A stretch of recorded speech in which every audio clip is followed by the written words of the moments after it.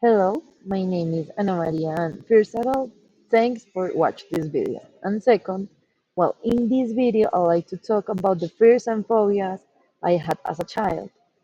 Some of them were very common, and others were a bit strange, but all of them made a strong impression of me, and they shaped the way I saw the world as a kid.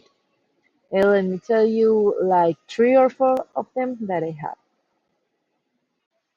One of my biggest childhood fears was the fear of the dark, and it's also called nyctophobia.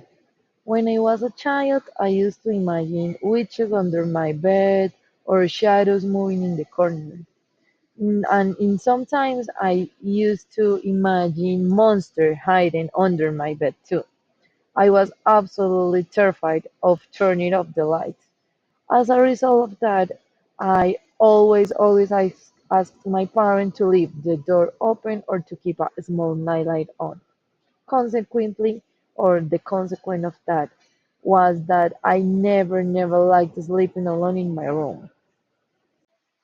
One of my Another fear I had was arachnophobia, and that means the fear of spiders. One day I saw a big spider on the wall of my bedroom, and I was frightened and started crying, of course. After that, even small spiders made me feel extremely uncomfortable. Therefore, I always checked my shoes and my backpack before using them, and I didn't even want to look a picture of spiders. And well, I like to see them in the zoo, but really far away from me. One of the most intense fears I had was of the getting shots, but you don't imagine that. This fear it is called trypanophobia. Just seeing the needle made me feel very anxious and panicked. At the doctor office, I used to hold my mom's hand very tightly and cry, but really cry loud. Therefore, every time we had a vaccination day at school, I would feel sick with worry.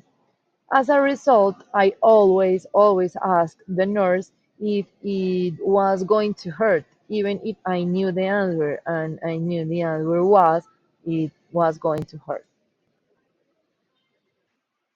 And in conclusion, these childhood fears, like the dark, spiders, needles, were a big part of my early years. These fears made me feel really scared at the time, but they were also very normal for a child. In consequence, I've grown and learned to face most of them with more courage. Some of them have faded, but the memories is still with me every time. Thank you for listening and for watching this video. And well, tell me, what were your childhood fears?